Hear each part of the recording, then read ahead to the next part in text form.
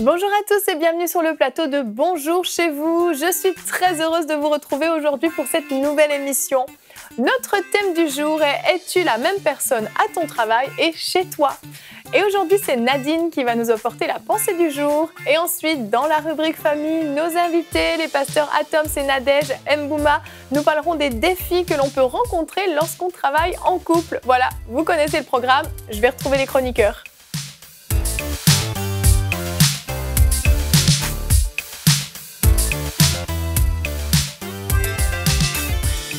Bonjour à tous. Bonjour Evelyne. Ça va bien? Très bien, très bien. Super, bienvenue à vous.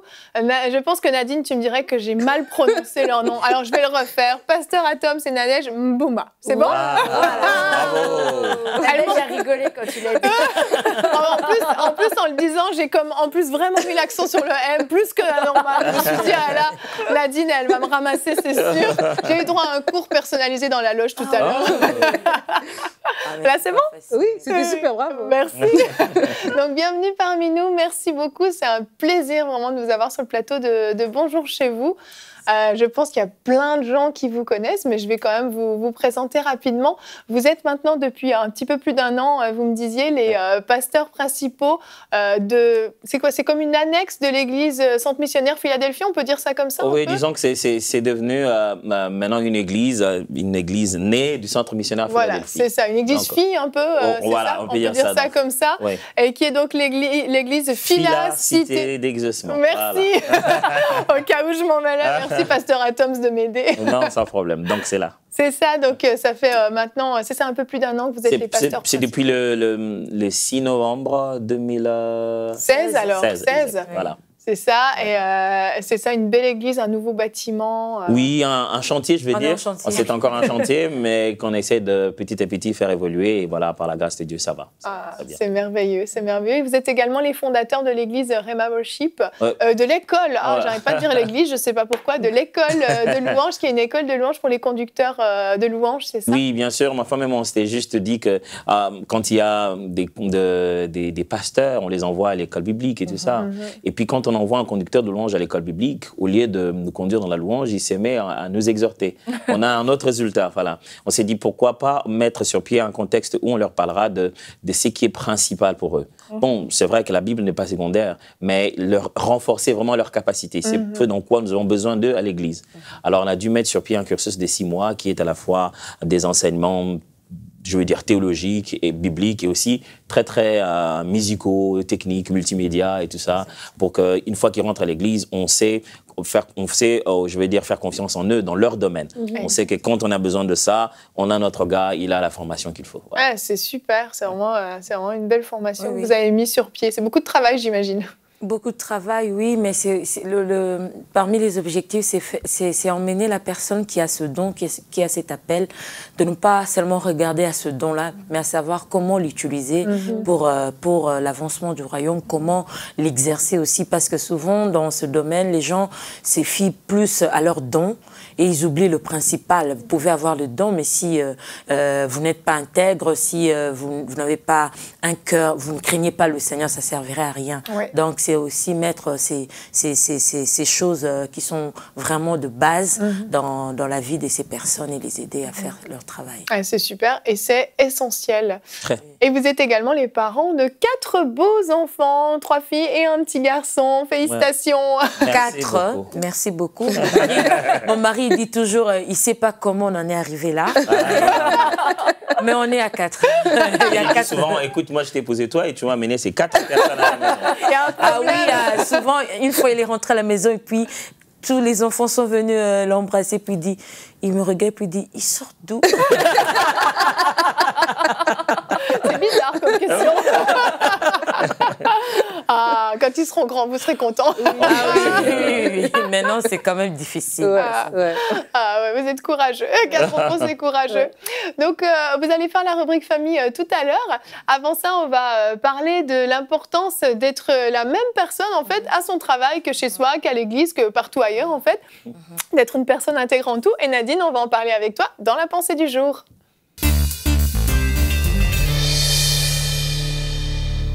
Nadine, le titre de ta pensée est tout simplement « Qui es-tu » Et c'est une bonne question. Oui, qui es-tu? Qui êtes-vous? Je vous pose la question à vous qui travaillez, qui êtes dans un milieu de travail qui est non chrétien et qui êtes chrétien. Est-ce que vous êtes la même personne au travail qu'à la maison? Êtes-vous la même personne au travail qu'à l'église? C'est ce qu'on va penser, on va regarder aujourd'hui. Parce que vous savez, aujourd'hui, dans la société dans laquelle on vit, il y a beaucoup de pression de se compromettre, dépendamment du milieu de travail dans lequel on est. Or, qu'est-ce que la Bible nous dit? La Bible nous dit de marcher dans l'authenticité et l'intégrité. Et en tant que chrétiens, nous devons nous appliquer à cela. Nous devons mettre la parole de Dieu en pratique. Et c'est un défi de mettre la parole de Dieu en pratique au quotidien. La Bible nous dit dans Jacques 1, au verset 22, « Mettez en pratique la parole et ne vous bornez pas à l'écouter en vous trompant vous-même par des faux raisonnements. » Parce que c'est vrai que vous pouvez être une personne qui, quand vous êtes au travail, vous êtes différent, soit parce que vous avez encore un désir de marcher un pied dedans, un pied dehors, vous voulez profiter des bienfaits d'être incognito au travail, ou est-ce que les autres n'ont pas des valeurs chrétiennes, donc ne vont pas s'attendre à ce que vous pouvez vous démontrer ces valeurs, ou encore tout simplement parce que vous compromettez. Et pourquoi certaines personnes se trouvent à manquer d'authenticité? Je pourrais déjà définir l'authenticité comme la capacité de garder son caractère, de garder sa nature, peu importe l'environnement dans lequel on se trouve. Alors, pourquoi certaines personnes manquent d'authenticité? Je vais vous donner deux raisons. Il y en a plusieurs sûrement, mais on va regarder deux raisons aujourd'hui. La première serait pour obtenir des faveurs. On va lire ensemble dans Genèse 27, le verset 21 à 23. Ça dit ceci. « Et Isaac dit à Jacob, « Approche-toi, je te prie, et je te tâterai, mon fils, pour savoir si tu es véritablement mon fils Ésaü ou non. » Et Jacob s'approcha d'Isaac, son père, et il le tâta. Et dit, « La voix est la voix de Jacob, mais les mains sont les mains d'Ésaü. » Et dans ce texte, on voit que Jacob a utilisé un subterfuge pour prendre la bénédiction qui était normalement réservée à son grand frère Ésaü. Il s'est compromis, il a manqué d'authenticité. Et de la même manière, au travail, vous pouvez vous compromettre pour obtenir de faveurs, pour obtenir une promotion au travail, pour être mieux vu par votre directeur de secteur, par votre directrice. Mais je veux vous dire quelque chose, c'est que la faveur et l'élévation viennent de Dieu. C'est Dieu qui élève, c'est Dieu qui positionne, c'est Dieu qui abaisse, c'est Dieu qui vous ouvre les portes et non les gens. Et si vous êtes authentique et vous êtes intègre et vous restez attaché à la parole, Dieu lui-même, il va ouvrir les portes. Pas besoin de rentrer dans les politiques du travail, pas besoin de faire les crocs en jambes comme ils le font au travail. Vous pouvez rester intègre et obtenir faveur si vous êtes du bon côté, si vous êtes du côté de Dieu. La deuxième raison pourquoi les gens manquent d'intégrité au travail ou d'authenticité, c'est par honte d'être différent. Parce qu'on l'a dit aujourd'hui, de plus en plus encore dans ce siècle présent, la pression est tellement grande pour se conformer à des valeurs qui ne sont pas les nôtres. Aujourd'hui, on appelle mal ce qui est bien et on appelle bien ce qui est mal. Et certaines personnes se trouvent à faillir dans leur intégrité parce qu'ils ne veulent pas aller à contre-courant, parce qu'ils ne veulent pas être différents, parce qu'ils veulent être comme tout le monde. Mais je veux vous dire quelque chose, et Jésus l'a dit, vous êtes le sel de la terre. C'est vous qui donnez la saveur, c'est vous qui donnez le ton. Et si vous êtes authentique, même les gens qui vous rejettent, ils finiront par revenir vers vous parce qu'ils savent que vous n'êtes pas un caméléon. Même les gens du monde le reconnaissent. Ils savent reconnaître quand quelqu'un est vrai. Et ils savent savoir que non, vous êtes une personne vraie. Et quand le vent va souffler fort, vous serez une personne de référence. Alors, vous pourriez me dire, mais tu sais pas c'est quoi mon milieu de travail. Si j'affiche mes couleurs telles que je suis, je vais être rejeté ou je peux tout perdre. Alors, j'aimerais vous donner 3 conseils. Le premier, vous devez avoir un code de conduite personnel. Vous devez avoir des choses que vous savez que moi, je ne fais pas. Mon bureau n'est pas un bureau où est-ce qu'on vient raconter des bêtises, où est-ce qu'on vient raconter des choses qui n'honorent pas Dieu, où est-ce qu'on vient raconter des commérages. Mon bureau n'est pas l'endroit où est-ce qu'on dit toutes sortes de choses. Je ne suis pas la personne qui va faire suivre des courriels déplacés, des blagues déplacées. Je ne le fais pas. Et quand vous avez un code de conduite et que vous êtes intègre et que vous respectez ce code, les gens vont le reconnaître. À vous, ils vont dire « Ah non, elle fait pas ça. Lui, il fait pas ça. » Même en blaguant, mais au moins, ils reconnaissent que vous êtes une personne qui marche droit. La deuxième chose, vous devez être rempli du Saint-Esprit. Parce que la pression, elle est grande. Et en tant qu'humain, on peut faiblir. Mais c'est le Saint-Esprit qui va vous donner cette sagesse et ce front d'airain pour résister justement aux attaques continues. Parce que quand on va au travail, c'est du lundi au vendredi. C'est année après année, c'est 10 ans de service, 15 ans de service. À la longue, ça peut devenir épuisant si vous êtes tout le temps harcelé. Donc, ça vous prend d'avoir le Saint-Esprit en vous. Ça vous prend d'avoir l'esprit de sagesse. La sagesse, pourquoi? La sagesse pour savoir quoi dire, quoi ne pas dire, où aller. La sagesse pour savoir peut-être après le bureau le vendredi, il y a une sortie au resto, ça va finir dans un bar, les gens vont boire après avoir trop bu, il y aura des excès. Vous le savez déjà. Alors, excusez-vous, n'y allez pas. Si vous y allez, faites un cas de présence et au bout de quelques temps, esquivez-vous avant que les choses dégénèrent. Il y a aussi la sagesse de savoir comment dealer avec les gens, comment vous comporter. Et la troisième chose, soyez sûr que le milieu de travail dans lequel vous êtes, Dieu vous y a placé. Parce qu'il y a des milieux de travail qu'un enfant de Dieu aussi ne doit pas s'exposer. Parce que oui, on a parlé de toutes ces choses, mais si vous êtes déjà à la base travaillé comme serveuse dans une boîte de danseuses, déjà à la base, vous n'êtes déjà pas au bon endroit. Donc, il y a des milieux de travail qu'il ne faut pas être. Mais bien sûr, nous sommes le sel de la terre. Un enfant de Dieu peut travailler dans le milieu judiciaire, dans le milieu médical, dans le milieu scolaire. Les portes nous sont ouvertes parce qu'on sait que c'est Dieu qui nous a placés et nous sommes un agent d'influence. Mais n'empêche d'être sûr que Dieu nous a bien placés là. Mais c'est possible d'être intègre et de garder vraiment son authenticité dans un milieu de travail. On voit Néhémie, on voit Joseph, on voit Daniel, 3 personnes, et il y en a d'autres dans la Bible, qui ont su rester intègres malgré qu'ils étaient dans un milieu de travail difficile. Et je vais vous laisser avec ce verset de Daniel 1,8 qui dit « Daniel résolut de ne pas se souiller ». Et je vous encourage à ce que ce soit le cas pour vous également. Amen. Merci Nadine. Plein de super bons conseils, une très très belle pensée. C'est bon de se faire rappeler les bonnes choses parce que c'est vrai que nous, on travaille dans un milieu chrétien, nous tous ici, et on est un peu privilégiés quand même, il faut dire ce qui est. Mais beaucoup de nos frères et sœurs n'ont pas ce privilège-là. Et puis, ayant, en tout cas moi, personnellement, travaillé dans un milieu séculier, toi aussi, vous l'avez fait. Je ne sais pas si vous avez eu l'opportunité de travailler dans un milieu séculier. Moi, je l'ai fait quand même quelques fois, des fois dans des stages professionnels ou quoi. Et je me souviens aussi d'une sœur, une fois à l'église, qui est venue me voir en me disant, pasteur, j'en ai marre de travailler. J'ai dit, mais pourquoi? Il dit, est-ce que vous n'avez pas une place à l'église? Moi, je dis, mais ça serait toujours travailler. Il dit, non, mais je préfère encore travailler à l'église. Vous savez que travailler dans un contexte chrétien, il y a déjà un certain nombre de choses auxquelles vous n'allez pas vous attendre. Quoi. Et travailler dans un monde non chrétien où les valeurs sont vraiment totalement différentes, allez, ça demande un peu plus. Et moi, j'ai beaucoup aimé ce qu'elle a dit. Des fois, les milieux que nous choisissons déterminent déjà les combats que nous allons subir dès le point de départ. Si vous allez vous jeter vous-même dans la gueule du loup comme ça la première minute, il ne faut pas dire « Seigneur, je me jette et puis viens me sauver ». Donc, je pense que si on en a vraiment le choix, il faut toujours, je pense qu'il faut toujours choisir un milieu qui vous permet de vous épanouir. Mais si vous en avez la mission, alors choisissez un milieu où le Seigneur sera avec vous et que vous n'irez pas pour vous dire, écoute, j'y vais et essaie de me suivre après. C'est vrai, c'est vrai. Non, mais c'est vrai qu'il faut être vraiment vigilant parce que on est soumis à tout un tas de pressions. Et puis, c'est facile de jouer les caméléons, comme tu l'as dit. J'ai bien aimé l'expression parce que c'est clairement ça. Il y a vraiment des chrétiens qui jouent les caméléons. Puis, c'est vrai que c'est tentant de faire ça parce qu'on a juste envie d'être tranquille. Et puis, la chair, elle aime bien les commérages. La chair aime bien critiquer. La chair aime bien rigoler sur des blagues un petit peu limites, etc. Et puis, on se laisse vite embarquer. Puis, il ne faut pas oublier qu'on y passe quand même 8 heures par jour. On peut y passer 40, voire même plus par semaine. En France, c'est un peu moins. On passe beaucoup d'heures par semaine quand même. Donc, c'est une pression continue. Et puis, l'apôtre Paul, dans Galates au verset 18, c'est notre verset du jour, a dit « Il est beau d'avoir du zèle pour ce qui est bien et en tout temps, et non pas seulement quand je suis présent parmi vous. » Et c'était un excellent conseil de l'apôtre Paul. Et le thème de l'émission, c'est « Es-tu le même à ton travail et chez toi ?» En fait, je crois que quand on joue un double rôle, de toute façon, à un moment donné, ça va se rejoindre. Si notre attitude, c'est une attitude d'un inconverti au travail, on va ramener ces choses à la maison. Et il faut être aussi sensible peut-être au retour de notre entourage, de voir est-ce que mon entourage, ah toi tu reviens du travail, ah toi ça se voit, tu étais avec telle et telle personne. Ça veut dire que peut-être on se laisse influencer, on se laisse modeler, et pas forcément parce qu'on a un mauvais cœur, mais peut-être, comme tu l'as dit Nadine, parce qu'on n'est pas rempli du Saint-Esprit et on n'a pas conscience de cette influence qui vient sur nous.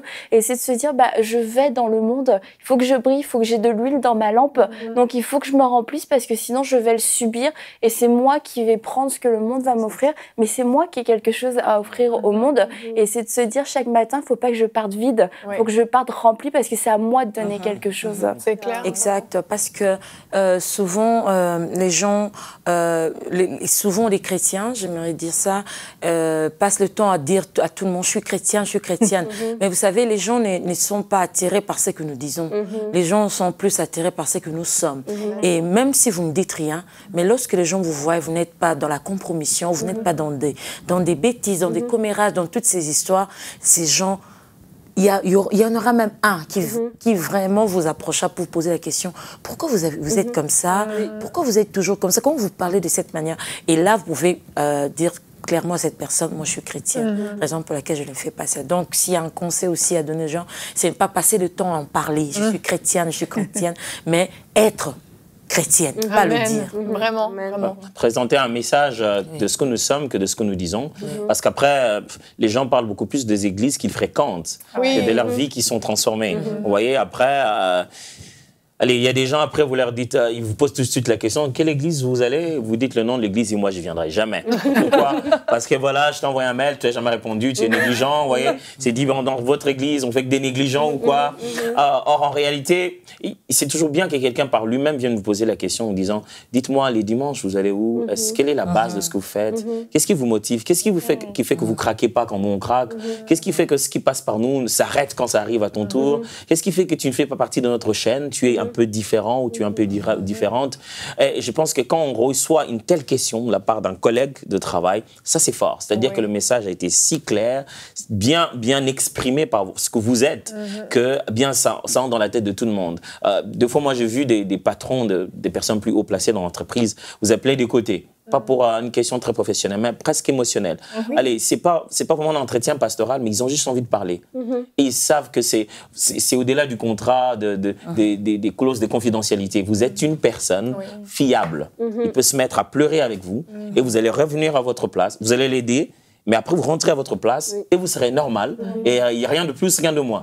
Et ça, tout le monde a besoin des personnes pareilles, quoi. Tout le monde a besoin de Christ dans son milieu. Et si nous pouvons juste être Christ dans nos milieux, ça serait le plus grand message. Exactement. Au lieu de simplement subir cette atmosphère, en fait, je pense qu'on a vraiment ce rôle où on peut carrément nous-mêmes transformer l'atmosphère, le changer, juste par qui on est, pas comme vous le dites, par juste des beaux discours, des belles paroles, mais vraiment par qui on est. Et c'est ce qu'on vous encourage à faire à la maison. La Bible dit qu'on est des lumières, qu'on est le sel de la terre. Donc vous avez vraiment une opportunité de briller dans votre travail par votre attitude, pas juste par des beaux discours, mais par votre attitude, par qui vous êtes, par l'amour que vous allez avoir pour vos collègues, par l'honneur que vous allez leur démontrer, par le respect des lois, par le respect de l'entreprise, etc. Vous allez pouvoir vraiment par votre intégrité briller et puis amener l'entreprise à une autre dimension, à une autre atmosphère en fait dans l'entreprise. Puis il y a un autre domaine au niveau du travail dont vous allez nous parler dans la rubrique famille, c'est le travail en couple. Et puis, vous êtes plutôt bien placés parce que nous tous, on travaille en couple.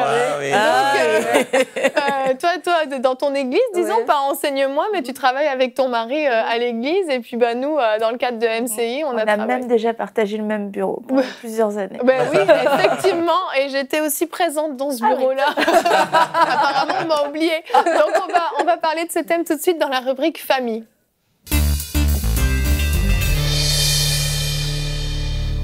Donc, pasteur Nadège et Atoms, tous les deux, donc vous avez le privilège de travailler ensemble depuis de nombreuses années. Donc, vous avez pu voir les pour, les contre et puis surtout les défis qu'on peut rencontrer dans ce domaine-là parce qu'au début, on se dit, travailler en couple, c'est merveilleux. Je suis toujours avec ma femme, toujours avec mon mari, c'est génial. Mais en fait, ça n'a pas que des avantages. Il y a aussi des défis qui vont avec. Bien sûr, totalement raison. Et vous savez, moi, j'ai ma femme qui est avec moi partout. Elle m'a dit oui, mais je ne savais pas qu'elle allait me suivre partout. Donc, allez, disons, on est ensemble dans la pastorale, à diriger l'entreprise, à diriger l'école, ensemble on travaille dans Gaël, on est en coulisses en train de gérer, on va sur le podium en collègue, je suis le guitariste de la chanteuse, donc il n'y a pas un moment où on n'est pas ensemble et c'est à la fois bien, mais c'est à la fois particulier, unique, qu'on doit traiter ça avec beaucoup de sensibilité. Et de fond, on se pose cette question, mais comment on va réussir à maintenir une telle relation? Alors nous, on a vu les défis qu'on a eu. Il y en a beaucoup des défis. On s'est dit quelles seraient les solutions pour maintenir ces deux univers qui à tout moment, quoi, s'entremêlent comme ça, là, à tout moment. Et bien, ça aurait été des casquettes, on pourrait les changer. Mais j'ai la même tête. Dans la même phrase, j'ai parlé entreprise, famille, église, et vous voyez, donc c'est pas toujours aussi évident. Alors, on revient avec 7 points qui peuvent bien vous aider à bien vivre cette relation où vous êtes en train de travailler ensemble, que ce soit professionnellement, à l'église ou quoi que ce soit, vous mêlez toutes ces vies. La première des choses qui serait pour moi un conseil, c'est être personnellement en bonne relation avec Dieu. Je pense que ça, c'est le point de départ. Avoir un bon mari, c'est d'abord avoir un bon chrétien. J'aime toujours croire que si ma relation avec Dieu ne va pas, aucune autre relation ne sera stable. Et donc, si on veut vraiment se rassurer que dans ce couple, on veut donner le meilleur de soi-même, on doit donner d'abord un bon chrétien. Ça, c'est la meilleure contribution collective qu'on puisse faire. Donc, avant de bien avancer ensemble, on doit d'abord avoir personnellement une bonne relation avec Dieu. Deuxièmement, c'est établir un système efficace de dialogue quotidien. Alors, c'est-à-dire que vous devez, dans votre journée ou dans votre façon de vivre, la semaine ou le mois ou l'année, trouver des moments où vous parlez que de vous. Pas du travail, pas du tout. De temps en temps, ma femme et moi, dès qu'on commence à parler, ah oui, tu vois, Roland, ce qu'il a fait, on se met à rire des enfants. Et puis elle m'arrête et dit, OK, parle-moi de moi. Il dit, OK. Alors, des fois, on n'a plus le temps de parler de soi-même. Parce qu'on parle de tout ce que l'on fait. On n'a plus le temps de parler de ce que l'on est. Alors, avoir un système de dialogue. On sait qu'à tel moment de la journée, on parle de rien d'autre que de nous deux. Est-ce que ça, juste, vous l'avez établi comme c'est un fait établi ou ça s'est fait naturellement? Ou vous avez dû prendre la décision à un moment de le faire? Oui, je pense qu'à force de... Allez, on se surprenait en train de parler de tout, sauf de nous-mêmes. Quand je dis on se surprenait, c'est elle qui surprenait très souvent. Alors, donc, on se surprenait à dire tout et allez, on a fini notre journée et on a parlé de tout et de rien et ça crée une distance, vous ne sentez pas. En fait, vous êtes là, des collaborateurs très proches, mais vous n'êtes plus des époux, quoi. Vous n'êtes plus des bien-aimés, vous voyez. Alors, on a dû se surprendre et on a progressivement commencé à établir un système de dialogue en se disant non, on doit quand même parler de nous-mêmes. On doit quand même, là, c'est plus le moment de parler de ça. Là, c'est le moment de parler de nous. Et ça demande la discipline, tiens, ça demande beaucoup de discipline. Mais aussi, la troisième chose, c'est de devenir plus conscient du langage d'amour de l'autre. Qu'est-ce que je veux dire par là? C'est un peu en référence avec la terminologie de Gary Chapman qui parle de langage d'amour. Donc, chacun a une façon d'exprimer, de dire qu'il aime. Et le contexte familial est différent du contexte professionnel. Alors, un jour, je vais dire à ma femme que je l'aime, je veux me sacrifier, je fais tout à la maison, je prépare le foufou, si vous ne connaissez pas ça. Ça se prépare assez difficilement. Si un homme fait ça pour vous, il vous aime très fort. Et moi, je fais ça pour ma femme. Donc, de temps en temps. De temps en temps. Alors, donc, mais je ne prépare pas le foufou au travail. C'est vrai, oui. Voilà. Donc, au travail, j'ai d'autres opportunités ou d'autres circonstances pour exprimer ce même langage d'amour. Alors, par exemple, là, je dis, écoute, fais pas ça, je vais faire à la place. Ça peut sonner, pour elle, ça peut sonner comme si j'ai dit qu'elle était incompétente. Non, je vais faire ce que je dois faire pour que tu veuilles le faire à ma place. Moi, en fait, je vais rester toujours le même à exprimer mon langage d'amour qui est le sacrifice. Mais elle dit, non, non, non, là, à ce moment-ci, c'est plus le sacrifice, ça, c'est professionnel, ça. Alors, mais si au moins on sait connaître, on connaît l'autre, on sait que, si Atom fait ça, si Nadège fait ça, c'est Nadège. Elle est comme ça. Elle est ferait partout au monde. Alors, donc, on aura moins de problèmes parce que c'est aussi source de beaucoup de problèmes quand on n'a pas compris que l'autre voulait en fait me dire qu'il m'aime, mais dans un langage qui n'est pas domestique, qui est professionnel en fait. Et quatrièmement, de mon côté, elle va dire les trois autres, comprendre quand défendre et honorer. Ça, c'est très, très important. Dans un contexte de travail, il y a ces deux verbes qui viennent très souvent, défendre l'autre et l'honorer. Parce qu'il n'y a pas que nous deux. Il y a les autres qui travaillent avec nous, il y a les autres collaborateurs, ainsi de suite. Quand est-ce qu'il faut défendre? Je dois juste le défendre même s'il n'a rien fait. Disons qu'on lui a donné une tâche, il n'a pas fait. Je dis, dites rien à ma femme, c'est ma femme. Vous voyez? Non, je ne dois pas faire ça non plus. Mais je ne peux pas non plus laisser, tout le monde tout dire et tout faire. Donc, il y a un moment, il y a des limites. On doit savoir à quel moment défendre l'autre. Mais pas seulement ça. Des fois aussi, on parle de tout de rien. C'est notre collègue, j'ai dit des choses. On rit de lui, on rit d'elle. Mais il y a aussi une limite qu'on ne peut pas dépasser. Je dois apprendre à honorer mon conjoint, ma conjointe, en public, même si je suis dans un milieu professionnel. Il y a tout le temps cette tension-là de quand je l'honore ou quand je le défends. Alors, il faut bien organiser cela et savoir quand défendre et quand honorer. Et maintenant, je vais l'honorer elle, c'est à son tour de parler. Oui, oui. Et puis, pardonner sans attendre. Vous savez, avoir le réflexe de passer l'éponge vite, c'est très important parce que on dit même que celui qui pardonne vite assouplit sa journée, mais celui qui garde la rancœur assombrit sa journée, vous savez.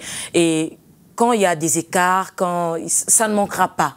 Il y en aura toujours, ça c'est vraiment pour rassurer, il y en aura toujours. Donc vous n'êtes pas des démons, ça doit arriver. Et quand ça arrive, savoir passer vite l'éponge, en parler vite et pardonner. Des fois aussi, vous n'avez pas vraiment tout le temps le temps de dire à l'autre, dans le contexte professionnel, vous n'avez pas toujours le temps de l'avoir à côté pour dire, tu vois là, mais tu te dis...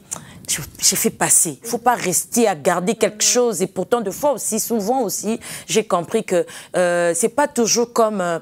lui ne voit pas, il n'est pas dans cet angle de vue, il n'a pas vu ça comme ça. Et vite passer l'éponge, c'est très important. C'est ça. Mais ça, c'est une décision qu'il faut prendre soi-même, en fait, si je comprends bien. Parce il faut vraiment prendre cette décision. C'est vraiment se dire, je vais passer l'éponge. Oui, c'est vraiment une décision à prendre. Je n'ai pas pu traiter le problème, en fait. Exact. Parce que c'est ça, quand on est tout le temps ensemble, il y a peut-être beaucoup de moments dans la journée où il va falloir passer l'éponge. Donc, c'est comme un réflexe qu'il faut développer, en fait. Et puis, il y a un autre point, c'est se rassurer de l'amour sincère de l'autre. Vous savez, lorsqu'il y a des situations frustrantes qui arrivent, ça, c'est vrai.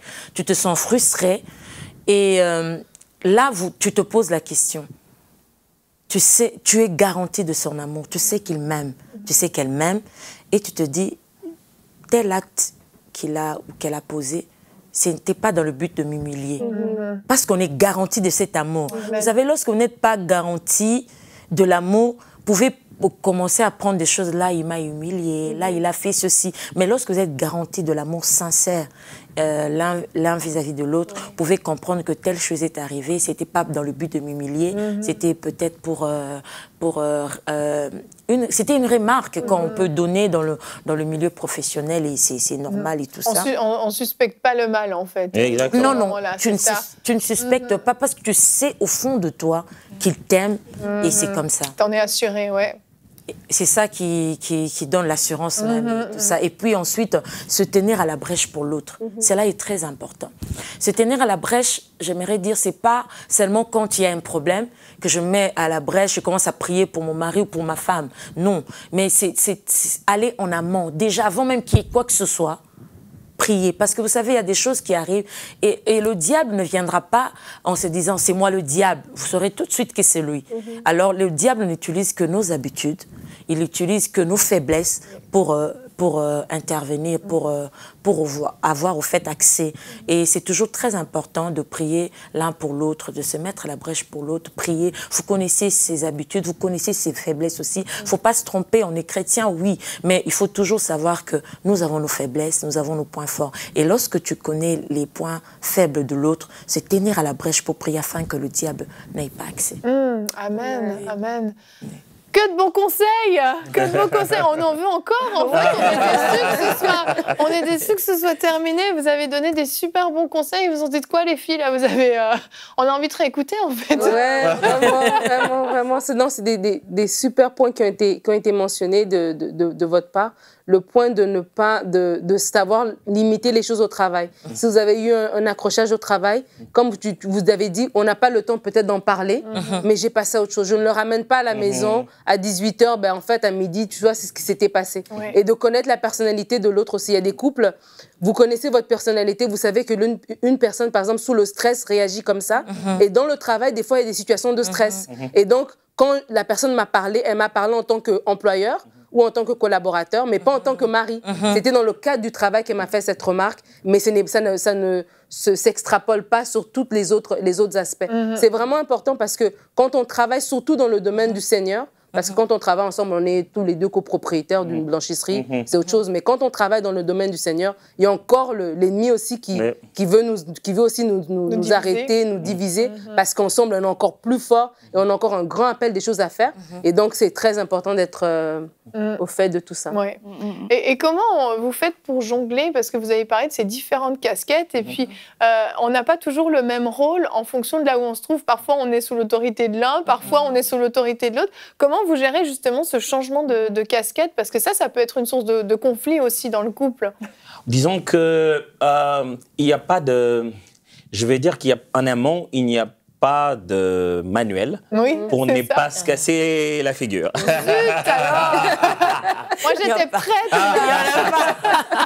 Tout ce qu'on peut vous donner, ce serait le résultat de combien de fois on s'est cassé la figure et comment on a pu s'adapter. Je pense que la meilleure des choses à faire, c'est très basique, c'est ce que Paul a dit, hein, c'est de se donner l'amour et le respect. Voyez.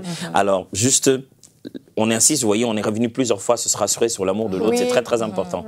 Parce que c'est l'amour qui guérit tout ça là, tout ce qui va arriver. Et puis beaucoup se respecter, c'est-à-dire que quand je suis dans un contexte où c'est Nadège qui dirige ou c'est Nadège qui est en train de gérer ou quoi que ce soit, c'est pas le moment de faire l'homme en ce moment. Je pense que la meilleure façon de faire passer son message, c'est que je sois en dessous de ses ordres, que je sois le premier à rapidement faire ce qu'elle veut. Si elle a sorti une phrase, je suis le premier qui court, qui exécute, parce que d'une certaine manière, qu'on le veuille ou non, les gens vont me regarder. Si moi, je me la joue, ça va pas marcher. Mais donc, vice-versa, si j'en sens dans un contexte que je demande de faire quelque chose, elle est la première à vouloir le faire. Et elle devient donc l'exemple que les autres sont en train de suivre. Et un peu comme on disait tout à l'heure, et je sais qu'une chose doit rester dans son contexte. Sinon, si on ne garde pas les choses dans leur contexte, notre vie de couple devient un règlement de compte. Tu fais quelque chose, tu te dis, oh, ce que j'ai dit au boulot aujourd'hui, donc à la maison, là, ça va chauffer. Tu vois, quand tu arrives à la maison, elle fait une de ces têtes qu'elle a pas pu faire. T'es déjà prêt, là. Voilà. Et du coup, tu gardes dans un coin et le soir, votre maison devient un peu... un ring. Un ring, exactement. Vous voyez, je parlais de se casser la gueule tout à l'heure. Donc, je pense que on reste dans le contexte de chaque chose. On sait le faire. Et des fois, il nous arrivait de faire quelque chose. On est allé dans une répétition. Là, on n'a pas aimé une autre chose. On rentre à la maison, on a vécu tout bien. Et puis, le lendemain, on va dans l'autre répétition pendant qu'on est dans la voiture. On se dit, ah tiens, je vais te dire, quand on était à la répétition la dernière fois, il y avait ici, il y avait ici. Ah, écoute, chérie, pardonne-moi. On est rentré dans le même contexte. C'est ça, et en même temps, le problème, c'est que jusqu'à ce que tu attendes ce contexte-là, si tu as gardé la rancune, tu vas souffrir. Alors, passe l'éponge. Si on en parle demain, on en parle vraiment pour corriger, pas pour régler les comptes. Vous voyez, c'est juste pour qu'on améliore. Donc, dis-toi, ça, c'est rien. Donc, ça passe, quoi. Donc, quand c'est elle la patronne, c'est vrai qu'elle ne me paye pas très souvent quand elle est la patronne. On arrangera ça. Alors, elle dit que ça part dans le compte des enfants. Mais, au fait, il a raison parce qu'on revient toujours dans le premier point qu'il a dit, se rassurer de sa relation personnelle avec Dieu. Vous savez, lorsque toi-même tu as une bonne relation avec le Seigneur, tu sais déjà que ça, je ne peux pas faire.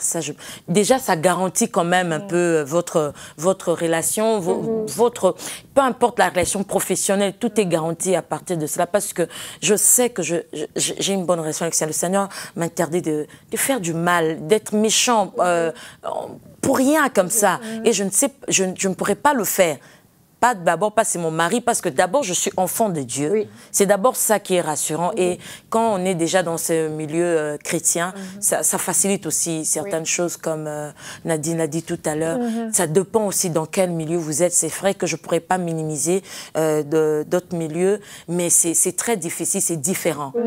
Travailler dans le contexte chrétien, c'est reposant, je trouve. C'est reposant. C'est sûr que ça apaise. Et un autre point, vous en avez parlé justement par rapport au sujet de conversation, le fait de savoir parler de soi. Et justement, ça, je pense que vous êtes d'accord, on a tendance à ramener le travail à la maison. Et comme en plus, on a été collègues pendant toute la journée, on a tendance à rester collègues à la maison. Et finalement, on va se retrouver à table pendant le repas du soir avec les enfants. Et puis, on continuera nos conversations de travail. Ouais, d'ailleurs, demain, il faudra faire ça, etc. Comment vous avez fait pour justement garder aussi votre cocon familial quand vous êtes à la maison, essayer de ne pas faire des réunions de travail finalement pendant les repas en famille? Est-ce que c'est un défi que vous avez rencontré? Bien sûr, on le rencontre tout le temps, ces défis-là. Comme je l'ai dit, des fois, on se surprend. Mais le plus important, c'est placer la norme. Sur base de la norme, l'autre sera ajusté. Des fois, tu vois, tu as ramené un peu de boulot à la maison, tu es sur son ordi. Hé, chérie, tu es sur son ordi. OK, c'est pas l'heure de faire ça. Tu vois, il y a au moins une norme qui existe que, je suis en dehors de la norme. Là, je sais me redresser. Mais s'il n'y a pas, c'est pas dit, si ce n'est jamais dit tout haut, que quand on est à la maison, on est là pour l'un et pour l'autre, ça passe pas. C'est comme des petites règles que vous vous êtes fixées, en fait. Exactement. Des garde-fous. On en en parler. Parce qu'il faut vraiment s'asseoir pour parler. Sinon, ça va passer comme ça.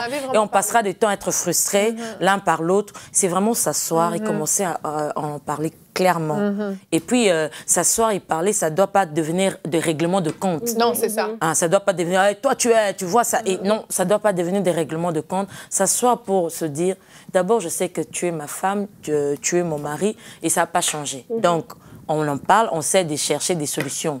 On n'est pas en train de chercher qui va gagner. Ce n'est pas un combat.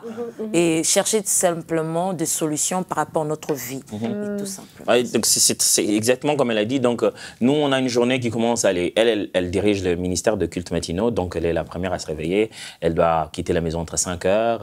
Encore. Et puis, elle dit, bon, quand la nounou va finir avec les enfants, rassure-toi qu'ils ont pris l'argent de ceci, c'est là. Elle part. Et puis, quand elle revient, si ce n'est pas ce jour-là que je vais au bureau, dans les cas contraires, je suis déjà au bureau, je le préviens que je suis au bureau. Et puis après, il y a la pause, et puis on va se voir au bureau si elle passe, ainsi de suite. Et le soir, quand on arrive, on raconte les enfants, on parle, on mange, et puis on va aller prier pour elles, pour eux. Voilà, les filles sont trop nombreuses, voilà. Donc, j'ai tendance à inclure le garçon dedans. Donc, du coup, on les amène tous, ils vont dormir, et puis après, on se met à parler de nous. On reste là, regarde la télé. T'as pas le droit de dormir. C'est difficile. Des fois, lui dire j'ai pas envie de regarder ce programme-là, mais bon, j'ai fait quoi? Au nom de l'amour. Parce qu'au fait, il faut quand même partager quelque chose. Quelque chose d'autre que le travail. Quelque chose d'autre. Au fait, vous faites tout pour avoir quelque chose d'autre qui ne rappelle pas le boulot. Exact. Sinon, vous n'aurez... Vous savez, même l'amour aussi, de fois, ça s'est bâti aussi avec des souvenirs. Quels souvenirs avez-vous de vous deux? Il n'est pas professionnel. Oui, c'est ça. Et du coup, moi, je suis passé professionnel en matière des séries télévisées. Je connais toutes les séries télévisées. Et puis, des fois, il s'endort. Et puis, le lendemain, il dit, le lendemain, quand on fait la rediffusion, je dis, bah ça, je regardais. Il dit, mais comment toi, tu regardes ça? J'ai dit, je regarde pendant que tu dors. Et puis, maintenant, je me retrouve des fois, elle pose la question, chérie, ça s'est fini comment? Moi, je raconte. Un jour, je me suis surpris, j'ai dit, tiens, je ne suis pas quand même en train d'aimer ces séries télévisées. Non, mais je pense vous voyez, ça crée des souvenirs. Exceptionnellement, vous voyez, là, vous parlez pas d'enfants, pas de l'église. Il n'y a rien d'autre que de vous deux. Et ça, vous devez vous imposer ce moment-là. Et ça vous permet de rester des amis. Parce qu'on se pose toujours la question, ma femme et moi, quand les enfants auront grandi, quand ils seront partis. Qu'est-ce qu'on va faire? Voilà. Comment on va vivre? Ne vous inquiétez pas, vous en avez 4, il y a le temps. C'était bien trouvé. Non, mais savoir être face à l'autre et avoir nos souvenirs propres. Quand on va prendre nos congés, on va cesser de diriger les entreprises, qu'on va finir avec l'école, qu'on va finir avec l'église, tout cela, comment on va vivre? C'est important qu'on commence déjà à bâtir le souvenir de notre vie de couple seul. C'est important. C'est d'excellents conseils. Annabelle, tu es très silencieuse dans cette émission. J'écoute, je vois les paroles. T'as rien à ajouter? Non, c'est bon, non, je te donne pas la parole. Annabelle n'a rien à ajouter, on ferme la parenthèse Annabelle. En tout cas, moi je suis super édifiée par tout ce que vous partagez. Et puis oui, je peux dire, en tout cas moi personnellement, c'est vrai que j'ai pas trouvé toujours facile de travailler en couple. Et c'est vrai qu'il y a des ajustements à faire, puis on en fait régulièrement en fait. C'est constamment parce que les postes changent, les rôles changent, et puis la vie change aussi, ça, avec les enfants qui grandissent, etc. Et c'est vrai que vos conseils sont tous aussi bons les uns que les autres. J'en ai pas un que je préfère là, je les ai vraiment tous aimés. Et je veux vraiment, en tout cas, m'efforcer personnellement à les mettre en pratique. Donc, merci beaucoup pour tous ces conseils. Merci à vous. Et vous, à la maison, si vous êtes dans un cadre professionnel où vous travaillez en couple, je pense que vous avez vraiment pris des notes pendant cette rubrique. Vous pouvez la réécouter. Mais même si vous ne travaillez pas ensemble, c'était des conseils qui sont valables aussi dans le quotidien, quoi qu'il en soit. Vous pouvez vraiment mettre en pratique tous ces conseils. Puis on voit quand même un beau résultat. Vous êtes un super beau couple. Donc, ça donne envie. Ça donne envie. Ça motive à faire des efforts, en fait, quand on vous voit. Et vraiment, merci beaucoup d'être venu dans cette émission avec nous. Et donc, je vais juste vous rappeler le thème de cette émission qui était vraiment l'importance d'être une personne intègre, une personne unique, en fait, pas à multiples personnalités, à multiples facettes.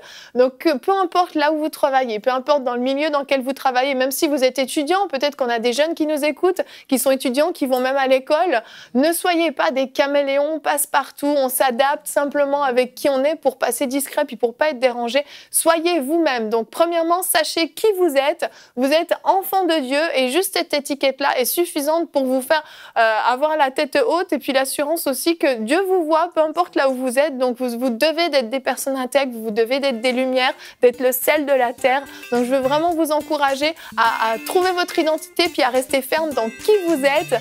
Et nous allons nous retrouver demain. Demain, nous aurons notre quiz, je vous le dis tout de suite. Et nous aurons comme thème « Pourquoi doutes-tu de la fidélité de Dieu ?» Ce sera notre thème. Et nos invités, on vous retrouve dans l'émission de jeudi. Une super émission, vous nous présenterez également les albums que vous avez faits et votre livre Pasteur Atoms. Donc merci beaucoup d'être venu, puis on se voit jeudi. Merci. Bonjour chez vous.